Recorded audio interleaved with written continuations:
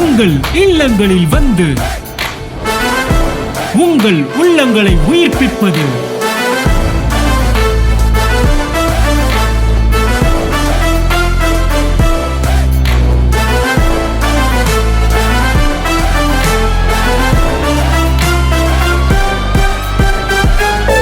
உங்கள் channel DJ.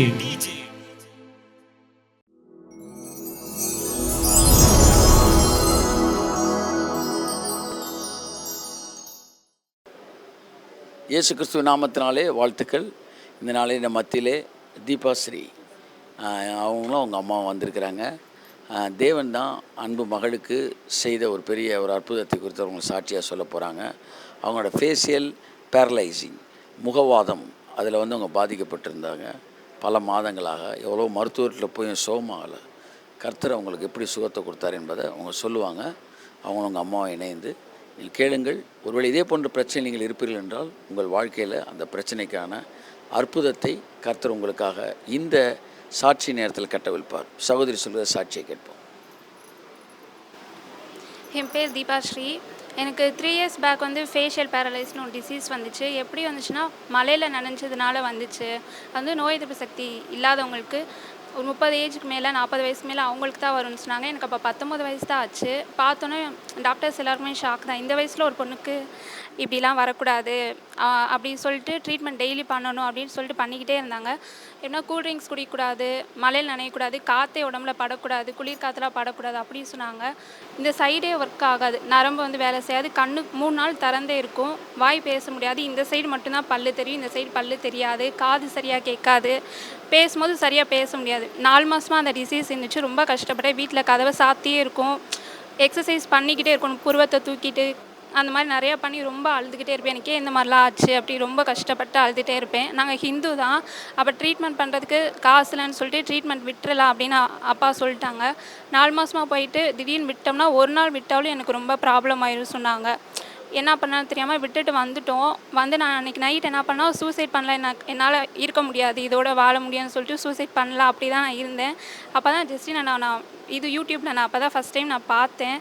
பார்க்கும்போது நல்லா இருக்குது பேசுகிறது வந்துட்டு. சரி கேட்போம் அப்படி கேட்கும்போது உன் குறைவை தேடியும் காணாதிருப்பாயின்னு ஏஸ்பா வாக்கு கொடுத்தாரு. சரி கடைசி 1 மந்த்து நம்ம வந்துட்டு ப்ரேயர் பண்ணலாம், அப்படி சரியாகலட்டினா நம்ம சூசைட் பண்ணலாம் அப்படி தான் நான் ப்ரேயர் பண்ணேன். கரெக்டாக 1 மந்த் ஆச்சு. ஆன பிறகு நான் கண்ணாடி போய் பார்த்துக்கிறேன், நான் தேடுறேன். பல்லு இந்த சைடு ஃபுல்லாக எல்லா பல்லுமே எனக்கு தெரியுது. கண் எல்லாமே மூடினா மூட முடியுது, திறந்தால் திறக்க முடியுது, காது நல்லா கேட்குது. என்னால் நம்பவே முடியல. கம்ப்ளீட் ஹீலிங் எனக்கு கிடச்சிச்சு. ஸோ அதான் சாட்சி சொல்லலாம் அப்படின்ட்டு வந்து அதுக்கப்புறம் 3 வருஷம் ஆச்சு. நானும் பயந்துகிட்டே இருந்தேன், மறுபடியும் வந்துருமோ. மழையிலையும் நான் நினைஞ்சேன். கூல்ட்ரிங்க்ஸ் நான் குடித்தேன், எல்லா கூல்ட்ரிங்க்ஸ் குடிப்பேன், ஏசி காற்று எல்லாமே எதெல்லாம் பண்ணக்கூடாது டாக்டர் சொன்னாங்களோ அது எல்லாமே நான் பண்ணேன். பயந்துகிட்டே தான் பண்ணேன். ஆனால் இப்போலாம் நான் தைரியமாகவே பண்ணுறேன். மழையிலையும் நான் நேற்று கூட நான் நினச்சேன் எதுவுமே எனக்கு 3 வருஷம் ஆச்சு, மறுபடியும் அந்த டிசீஸ் எனக்கு வரவே இல்லை. ஸோ கர்த்தருக்கு ஸ்தோத்திரம்.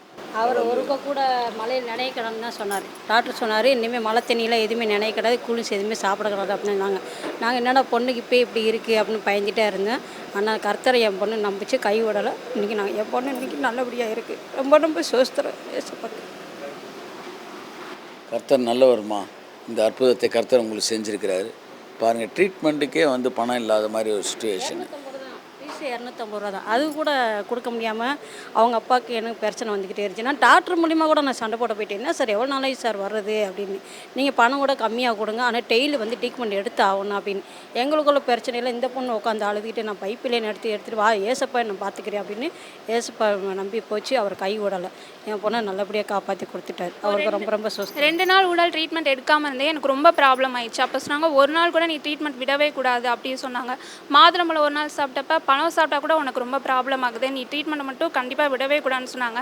ஆனால் 1 மந்த் நான் ட்ரீட்மெண்ட் விட்டு இருந்தேன். எனக்கு கம்ப்ளீட் ஹீலிங் எனக்கு கிடச்சிச்சு. கர்த்தருக்கு ஸ்தோத்திரம். பாருங்கள் 3 வருஷமாச்சு, இன்றைக்கு வரைக்கும் வரல. குமாரன் உங்களை விடுதலையாக்கினால் மெய்யாக விடுதலை ஆவீர்கள். கர்த்தர் மகளுக்கு பூரண சுகத்தை கொடுத்துருக்காரு. பல நேரங்களில் இந்த செய்தியை இந்த சாட்சியை கேட்டுக்கிட்டு இருக்கிறேன். உங்களில் கூட சிலர் மருத்துவத்திற்கு பணம் இல்லாமல் அந்த மருத்துவத்தை செய்ய முடியாமல் இருக்கலாம். கர்த்தர் சொல்கிறார், நானே உன் பரிகாரி ஆகிய கர்த்தர், நானே உன்னுடைய மருத்துவர். உன்னுடைய பிரச்சனைகள் எதுவாக இருந்தாலும் நான் பிரதான மருத்துவராக இருந்து உன்னை சுகப்படுத்துவேன். உன்னை வீட்டில் இருக்கும்போது உன்னை நான் சுகப்படுத்துவேன். உன்கிட்ட பணம் இல்லை, நீ பயப்படாத, நான் என்னுடைய வல்லமையினால் உன்னை சுகப்படுத்தேன்னு கர்த்தர் சொல்கிறார். மகளுக்கு பூரண சுகத்தை கொடுத்துருக்கிறார். கர்த்தருக்கு மகிமை உண்டாகட்டும்.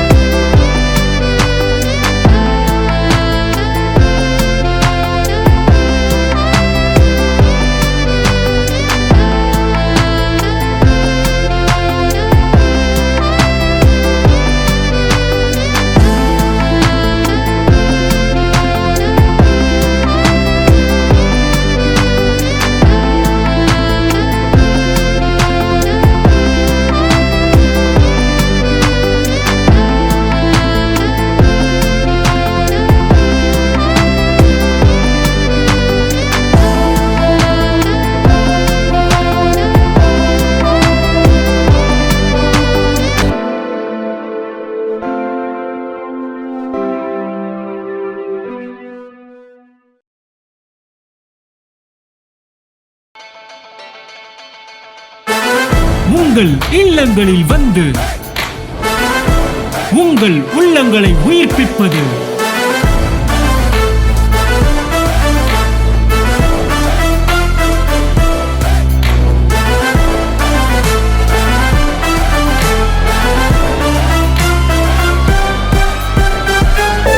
உங்கள் சேனல் டிஜே